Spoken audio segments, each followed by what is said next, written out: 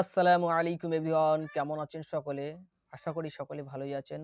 আলহামদুলিল্লাহ, আল্লাহ পাকের দয়ায় আমরাও সকলে অনেক ভালো আছি। সো আজকে আমরা ডিসকাস করব এবং রিঅ্যাকশন করব আল্লামা দেলোয়ার হোসেন সাঈদী সাহেবের ওয়াজের উপর। তো চলুন শুরু করা যাক আজকের ভিডিও। কিছু গুণ তার মধ্যে সৃষ্টি হতে হবে, কিন্তু কোয়ালিটি তার মধ্যে সৃষ্টি হতে হবে। সেই কোয়ালিটিগুলি কি তা একটি একটি করে আপনাদের সামনে আমরা পেশ করব ইনশাআল্লাহুল আজিজ। একটি মানুষ যখন মুমিন হয়, ইমানদার হয়, তো মুমিন হওয়ার আগ পর্যন্ত সে হয় হীনমন্যতায় ভোগে, ইনফিরিয়রিটি কমপ্লেক্স, এহসাসে কমতরি, হীনমন্যতা।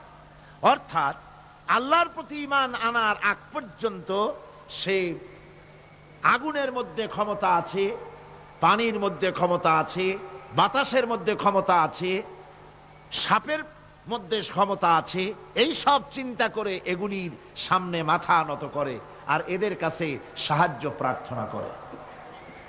যখন সে ব্যক্তি ঈমান আনার পরে তার ভেতরে আত্মসম্ভ্রম পয়দা হয়ে যায়, শখসিয়তের পয়দা হয়ে যায়, তার ভিতরে এমন একটা আত্মমর্যাদা বোধ এসে যায় যে আমি যেগুলির সামনে মাথা নত করি আর শক্তি আছে বলে মনে করি, এগুলি তো আসলে কিছুই না, সব শক্তির মূল হতেছেন তো আল্লাহ রব্বুল আলামিন।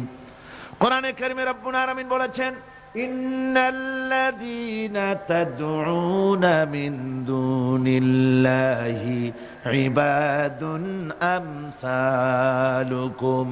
আল্লাহ পাক বলেন, আমাকে বাদ দিয়ে তোমরা যাদেরকে ডাকো, আমাকে বাদ দিয়ে যাদের আশ্রয় গ্রহণ করো, যাদের কাছে সাহায্য কামনা করো, ওরা তোমার মতো আমার আর একটি গোলাম। তুমি যেমন আমার গোলাম, ওরাও তেমন আমারই গোলাম।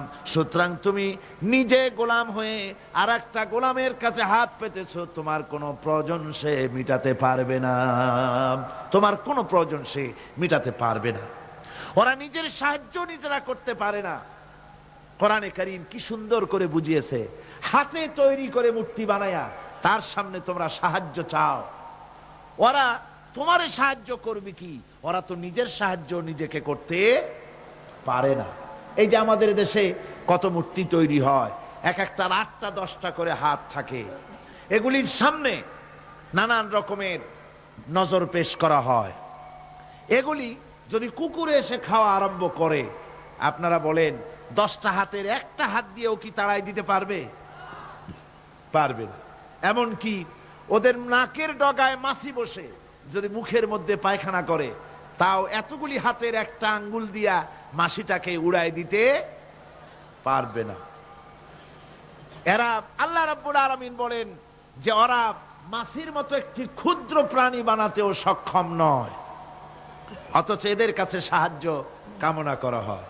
একবার রাসূল পাক সাল্লাল্লাহু আলাইহি সাল্লামের কাছে একজন মুশরিক এসেছেন, তার কাছে একটা ভাঙ্গা মূর্তি। হুজুর জিজ্ঞেস করলেন, তোমার মূর্তিটা ভাঙা কেন? লোকটি বলল যে এটি হচ্ছে আমার খোদা, একে আমি সব সময় সাথে রাখি, না জানি কোন সময় কোন বিপদে পড়ি, এই জন্য সাথে রাখি বিপদ থেকে বাঁচার জন্য। পথিমধ্যে আমার প্রকৃতির ডাক এলো, পেশাব পায়খানায় যাওয়ার প্রয়োজন হলো, তো মনে করলাম এমন জায়গায় এই খোদা নিয়ে যাওয়া উচিত না, খোদাকে রাস্তার উপরে রেখে তারপরে গেলাম কাম সারতে। কাম সেরে এসে দেখি যে এইটার মাথা থেকে শুরু করে পা পর্যন্ত ভিজা। মনে করলাম খোদার শরীর ভিজা, না জানি নিশ্চয়ই কোনো পবিত্র বরকতপূর্ণ পানি হবে। তো এই বরকতপূর্ণ পানি আমি নিজে একটু টেস্ট করলাম, জিহ্বা দিয়া চাটলাম, খাইলাম, দেখলাম যে কেমন কেমন গন্ধ আসে, আর কি একটা টক টক জাতীয় বিশ্রী রকমের। তো মনে করলাম পবিত্র পানি এরকমের গন্ধ হবে কেন? এদিক ওদিক তাকালাম, তাকিয়ে দেখি দূরে একটা কুকুর দাঁড়ানো, তার নিচের থেকে পানি টপকাচ্ছে। তখন ভাবলাম যে আসলে কোন বরকতের পানি এটা। আমি তখন রাগ করে এইটা ঠ্যাং ধরে আছাড় মারলাম যে তুই কি খোদা না তুই একটা হুদা? তুই তো নিজেরই ঠেকাতে পারিস না বিপদ থেকে, তো আমারে ঠেকাবি কি করে? হাদিস শরীফ এসছে, রাসূল পাক সাল্লাল্লাহু আলাইহি সাল্লাম তখন হেসে দিয়েছিলেন, সে হাসিতে হুজুরের দন্ত মোবারক বিকশিত হয়েছিল, শরীর মোবারক কেঁপে উঠেছিল। হুজুর জিজ্ঞেস করলেন, আমার কাছে কি মতলবে এসেছো? লোকটি বলছে, হুজুর আমার কাছে আজকে এইসব জিনিসের ব্যর্থতা, অসারতা ধরা পড়েছে, আমি তৌহিদের আশ্রয় নিতে এসেছি। আল্লাহর নবী বললেন, পড়ো লা ইলাহা ইল্লাল্লাহু মুহাম্মাদুর রাসূলুল্লাহ। মুমিন ব্যক্তি আত্মমর্যাদার সৃষ্টি হয় তার কলিজার মধ্যে, আত্মসম্ভ্রম, আত্মসম্মান। সে কারো কাছে মাথা নত করবে না, তার কারণ সে জানে আমি যার গোলাম তিনি হচ্ছেন সকল ক্ষমতার উৎস। সকল ক্ষমতার উৎস কে? চিল্লায় বলতে হবে, সকল ক্ষমতার উৎস কে? কয়েকটি কথা আমাদের দেশে চালু আছে যে কথাগুলি শুনলে খুবই খারাপ লাগে। একটা হচ্ছে সকল ক্ষমতার উৎস জনগণ, এটি মারাত্মক শিরকপূর্ণ কথা। আরেকটি কথা, যখন রেডিও টিভিতে বলা হয় যে কুতুবদিয়া, হাতিয়া সন্দ্বীপ, কক্সবাজার উপকূলীয় এলাকায় থেকে 280 মাইল স্পিডে বাতাস প্রবাহিত হবে, 30 ফিট উঁচু হয়ে জলোচ্ছ্বাস হবে, গ্রেট ডেঞ্জার সিগন্যাল নাম্বার 10 দেখাবার জন্য বলা হলো। সাথে সাথে তারপরেই রেডিও টিভি থেকে, সরকারি যন্ত্র থেকে সরকারের লোকেরা বলতে থাকেন, এই বিরাট তুফান, জলোচ্ছ্বাস এবং ঘূর্ণিঝড়ের মোকাবেলা করার জন্য সেনাবাহিনী প্রস্তুত করে রাখা হয়েছে। কি বেকুফি! 30 ফুট জলোচ্ছ্বাস হবে, সেনাবাহিনী করবে কি? বন্দুক নিয়ে দাঁড়ায় থাকবে? মোকাবেলা করবা? প্রচন্ড বাতাসের মোকাবেলা করবা তুমি সলিমুদ্দিন? হ্যাঁ, বরং বলা যেতে পারে ঘূর্ণিঝড় এবং জলোচ্ছ্বাসের পরে যে দুর্যোগ সৃষ্টি হবে তড়িৎ গতিতে, আমরা সেই দুর্যোগকে, মানুষকে ঠেকাবার জন্য আমরা প্রাণ চেষ্টা চালাবো, আমাদের সব মেশিনারি সেজন্য প্রস্তুত আছে, এটা বলা যেতে পারে। কিন্তু ঝড়ের মোকাবেলা করব, মারাত্মক কথা, মারাত্মক কথা। আবার আরেকটি কথা খুবই মারাত্মক, এগুলো পত্র পত্রিকায় দেখি, অমুক দলের অমুক নেতা হসপিটালে মৃত্যুর সঙ্গে পাঞ্জা লড়তেছে। আজীব তামাশা! মৃত্যু কি তোমার মাইকেল টাইসন? মৃত্যু কি তোমার মোহাম্মদ আলী ক্লে যে পাঞ্জা লড়বা? মৃত্যুর সাথে পাঞ্জা লড়তে পারে এমন ক্ষমতা পৃথিবীর কারো আছে? সুতরাং এগুলো জাহালাতের কথা, মূর্খতার কথা। মৃত্যু যন্ত্রণায় ভুগছে এটা বলা যায়, মৃত্যু যন্ত্রণায় কষ্ট পাচ্ছে বলা যায়, মৃত্যুর সাথে পাঞ্জা লড়ছে, সলিমুদ্দিন সাহস তো কম না। আমার ভাইয়েরা, সুতরাং সমস্ত ক্ষমতার উৎস কেবলমাত্র আল্লাহ সুবহানাহু ওয়া তাআলা। যাকে খুশি ক্ষমতায় দেন, যাকে খুশি ক্ষমতা থেকে নামায় দেন। এই জন্য যারা মুমিন হবে তাদের এই চিন্তা মনের মধ্যে থাকবে, আত্মমর্যাদা আসবে, কারো সামনে হাত পাতবে না, হাত পাতবে তো আল্লাহ সুবহানাহু ওয়া তাআলার কাছে, কাউকে ভয়ও করবে না। আত্মমর্যাদার কারণে সে তার রিজেক সম্পর্কেও নৃশংস হয়ে যাবে, অর্থাৎ রিস্ক সম্পর্কেও তার পরোয়া থাকবে না যে হক কথা যদি বলি তাহলে যদি আমার চাকরি না থাকে। আছেন এরকম লোক? হক কথা যদি বলি, চাকরি যদি না থাকে, দাওয়াত যদি আর না হয়, গুলি খেয়ে যদি মরি, এই চিন্তাও মুমিনের লোকের মধ্যে থাকে না, যেহেতু তার আত্মমর্যাদা এসেছে। রিস্কের মালিক মসজিদের মুতাল্লি নয়। অনেক ইমাম আছে মসজিদে, হক কথা বলতে সাহস পায় না, হক কথা বলার সাহস পায় না, মনে করে রিস্কের মালিক মুতাল্লি অথবা সেক্রেটারি। আর দুর্ভাগ্যজনক সত্য, বাংলাদেশের অধিকাংশ মসজিদের মুতাল্লি আর সেক্রেটারি এমন লোক যারা ধর্মনিরপেক্ষতাবাদে বিশ্বাসী, যারা ইসলামের রাজনীতিতে বিশ্বাস করে না। এ ধরনের বহু লোক মসজিদের সেক্রেটারি, মেম্বার, মুতাল্লি হয়ে বসে আছে আর মসজিদের ইমামদেরকে হক কথা বলতে দেয় না। আছে না? ইমাম সাহেবরাও, আমি কিন্তু পাইকারি কথা বলছি না। আলহামদুলিল্লাহ যোগ্যতা সম্পন্ন ইমাম আছেন যারা কথা বলেন, আবার কিছু লোক আছে যারা ভয় পান। আমি তাদের উদ্দেশ্যে বলছি, কোরআনে কারীম বলছে রিজকের মালিক হচ্ছেন আল্লাহ সুবহানাহু ওয়া তাআলা। তোমার রিজকের পরোয়াটা কিসের? ইন্নাল্লাহা হুয়ার রাজ্জাকু ওয়াতিল মাতিন। রিজকের মালিক তো আল্লাহ পাক, তার হাতেই সমস্ত রিজক। রিজক কার হাতে? বাংলাদেশ পৃথিবীর দ্বিতীয় বৃহত্তম মুসলিম দেশ। এই দেশে বসে মসজিদে কথা বলতে ভয় পায় মুসলমানেরা, মসজিদে বসে কথা বলতে ভয় পায়। কিন্তু ভারতের দিকে তাকান, ভারতের দিল্লির জুমা মসজিদের ইমাম আব্দুল্লাহ বুখারী, লোকটার জন্য দোয়া এসেই যায় দিল থেকে। যখন কলকাতার হাইকোর্টে কোরআনে কারীমকে ব্যান করে দেওয়ার জন্য মামলা দায়ের করা হলো, দিল্লির জুমা মসজিদের ইমাম বক্তৃতা করলেন। সেই বক্তৃতার ক্যাসেট আমার কাছে পৌঁছানো হয়েছিল। আমি বক্তৃতা যখন শুনছিলাম আমার মনে হচ্ছিল যেন তার মুখ থেকে আগুন বর্ষণ হচ্ছে। তিনি বলতেছিলেন যে এই ভারতকে আমরা সাজায়েছি, এ ভারতকে আমরা পাতা পল্লব দিয়ে, শাখা প্রশাখা দিয়ে, ফুল দিয়ে, ফল দিয়ে গোটা ভারত 850 বছর বসে আমরা সাজিয়েছি। এ ভারতের কুতুব মিনার আমার, এ ভারতের তাজমহল, শীষমহল, এ ভারতের দেওয়ানি আম, দেওয়ানি খাস, এ ভারতের যা কিছু দেখার, যা কিছু সৌন্দর্য সব মুসলমানেরা করেছে। সেই মুসলমানদের কলিজা, সেই মুসলমানদের রূহ, গোটা পৃথিবীর মুসলমানদের মগজ, পৃথিবীর শ্রেষ্ঠ নেয়ামত আল্লাহ রাব্বুল আলামিনের আখেরি কালাম কোরআনের বিরুদ্ধে কেস হয়েছে। আব্দুল্লাহ বুখারী বলছেন, এই কোরআনের বিরুদ্ধে কোরআন ব্যান করার মতো রায় যদি ভারতের কোন জজ মুখ দিয়ে উচ্চারণ করে কোরআন ব্যান করা হলো, তিনি বলছেন আমি ভারতের জুমা মসজিদের ইমাম শুধু নই, ভারতের 20 কোটি মুসলমানের ইমাম আমি। তিনি বলছেন যদি কোরআনে কারীমকে ব্যান করার রায় ঘোষণা করবে যে জজ, সে জজকে আমি পায়ের নিচে পাড়ায় ধরে বাম হাত দিয়ে তার জিহ্বাটা টেনে ছিঁড়ে ফেলে দেব।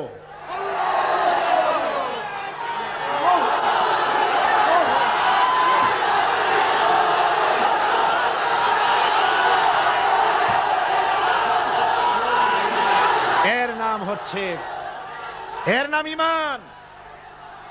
জোরে বলেন, এর নাম কি? এর নাম ঈমান।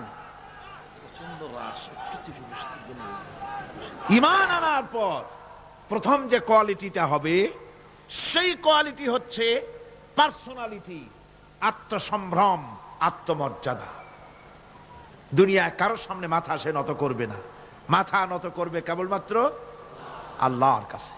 সে বিশ্বাস করবে খাইরিহি ওয়া শাররিহি মিনাল্লাহি তাআলা, ভালো মন্দ সব কার কাছ থেকে হয়? আল্লাহর কাছ থেকে হয়। সে কিছুতেই বিশ্বাস করবে না যে কোনো মাজারের কাছে গেলে, কবরের কাছে গেলে আমার তকদির পাল্টে যাবে, কোনো মোমেন তা বিশ্বাস করবে না। কথা বুঝতে পেরেছেন? ভালো করার মন্দ করার সবটা মালিক আল্লাহ সুবহানাহু ওয়া তাআলা।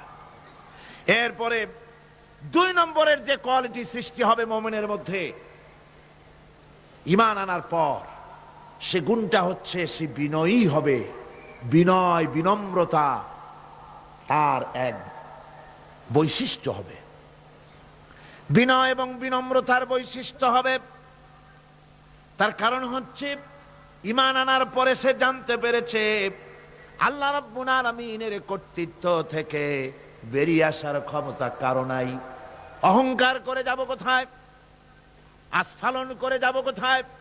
আল্লাহর রাজত্বের বাইরে, আল্লাহর ক্ষমতার বাইরে যাওয়ার ক্ষমতা তো কারোই নাই।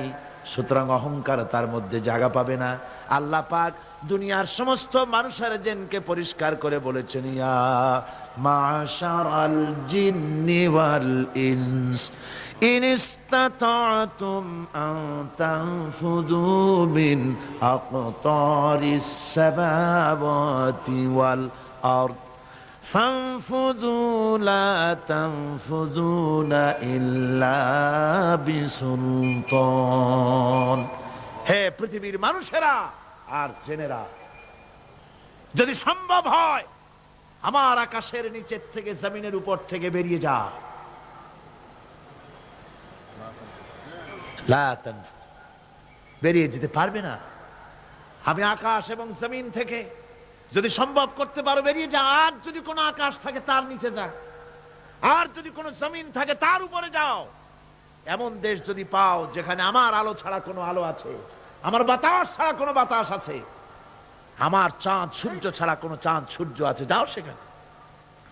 আল্লাহ রাব্বুল আলামিন বলেন নাই এরকম যাওয়ার কোনো উপায় নাই। আমি আল্লাহ রাব্বুল আলামিন আকাশ আর জমিন দিয়ে প্যাকেট করে রেখেছি, আটকায় রেখেছি। আমার রাজত্ব থেকে, আমার ক্ষমতা থেকে, আমার কর্তৃত্ব থেকে বেরিয়ে যাওয়ার ক্ষমতা কোনো মানুষের নাই, কোনো জিনের নাই, কোনো প্রাণীর নাই। সুবহানাল্লাহ ওয়া বিহামদিহি। মানুষ হচ্ছে অহংকার কিসের হবে? তোমরা হচ্ছ ফকির। আল্লাহ পাক বলছেন ওয়াল্লাহুল গনিয়্যু ওয়া আনতুমুল ফুকারা। আল্লাহ হচ্ছেন গনি। আল্লাহ কি? গনি, বেনিয়াস, বেপরোয়া। ফাআলুল লিমা ইউরিদ, যা খুশি তাই করে, কারো মুখাপেক্ষী তিনি নন। কোরআনে কারীমে রব্বুল আলামিন বলেছেন নবী আপনি আমার ব্যাপারে, আমার গুণাবলীর ব্যাপারে বলুন। কুল হুয়াল্লাহু আহাদ, পড়েন সবাই।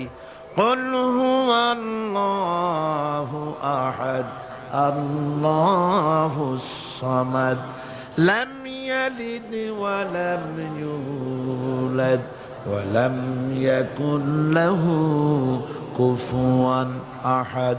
আল্লাহ পাক বলেন বান্দারে, ও আমার নবী আপনি বলুন আল্লাহ পাক এক এবং একক, তিনি নিরঙ্কুশ, তিনি বেনিয়াস, তিনি কারো মুখাপেক্ষী নন, তিনি কাউকে জন্ম দেন নাই, তাকেও কেউ জন্ম দেয়নি।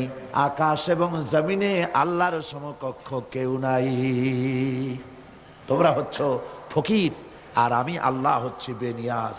লিল্লাহি মা ফিস সামাওয়াতি ওয়া মা ফিল আরদ, আকাশে যা আছে জমিনে যা আছে সব আল্লাহর। সব কার? আল্লাহ পাকের। সুতরাং কিসের অহংকার, কিসের মাতবাড়ি? মানুষ পেছনের কথা ভুলে যায়, মোটেই চিন্তা করে না। একটু আগে যারা ক্ষমতায় ছিল আজকে তারা ক্ষমতা হারা, আজকে যারা ক্ষমতায় এলো তারা আবার ক্ষমতা মসনদে বসে দুনিয়ার সব বিপদ আপদ ভুলে যায়। আল্লাহ রাব্বুল আলামিন বলেন যারা নাকি মুমিন, মুমিন বান্দাদের বিনয় এবং বিনম্রতা তাদের মধ্যে সৃষ্টি হয়ে যাবে। তার কারণ হলো আল্লাহ পাক বলেছেন ওয়ালা তামশি ফিল আরদি মারহান ইন্নাকা লান তাখরিকাল আরদা ওয়া লান তাবলুগাল জিবালা তুলা। ওয়ালা তামশি ফিল আরদি মারহান, আমার জমিনের উপরে অহংকার করে পা ফেলো না। তুমি কি পারবে অহংকার করে আমার জমিনটাকে ফাটাই দিতে? কি বলেন, পারা যাবে? অহংকার করে জমিনের উপরে লাথি মারেন জোরে, জমিন ফাটবে? ফাটবে না, আপনার পা ছিঁড়ে যাবে। আপনি কি পারবেন অহংকার করে পাহাড়ের উচ্চতা লাফ দিয়ে ছাড়াই যেতে পারবেন? তাও পারবেন না। সুতরাং আল্লাহ পাকের উপরে ঈমান আনলে পরে তাদের মাথা এভাবে নত হয়ে যায়, অহংকার তাদের মধ্যে জায়গা পায় না। অহংকার কিসে? কিসের অহংকার তোমার? মানুষ তার জন্মের কথা, কোরআনে কারীম বলে মানুষ কি তার জন্মের কথা স্মরণ করে না? তোমার তো এমন অবস্থা ছিল দুনিয়ায় উল্লেখযোগ্য বিষয়বস্তু হিসাবে তুমি পরিগণিত ছিলে না। তুমি হচ্ছ, তোমার জন্মের উৎস কথা হচ্ছে এক ফোঁটা নাপাক পানি, এমন নাপাক পানি যা শরীর থেকে নির্গত হলে পরে গোসল করা ওয়াজিব হয়ে যায়। এমন এক ফোঁটা নাপাক পানি যার জন্মের উৎস, তার আবার অহংকার কিসের? পৃথিবীতে অহংকার যারাই করলো আল্লাহ পাক তাদেরকে ভালো করে দেখায় দিলেন। ফ্রেন্ড, আজকে এই পর্যন্ত শুনলাম। ভিডিওটি অনেক বড়, আমি চেয়েছিলাম 10 মিনিটের করতে, কিন্তু শুনতে শুনতে নিজেই মুখরোচক হয়ে গেছি, বুঝতে পারিনি এতটা টাইম পেরিয়ে গেছে। তো পার্ট টু ইনশাল্লাহ, এরপরে ভিডিও পার্ট টু আসবে, ফুল ভিডিওটা ওখানেই থাকবে। তো আজকে কেমন লাগলো ওয়াজটা শুনে, এবং কমেন্টে জানাবেন, এবং আপনাদের যদি কোনো মতামত থাকে কমেন্টে অবশ্যই জানাবেন।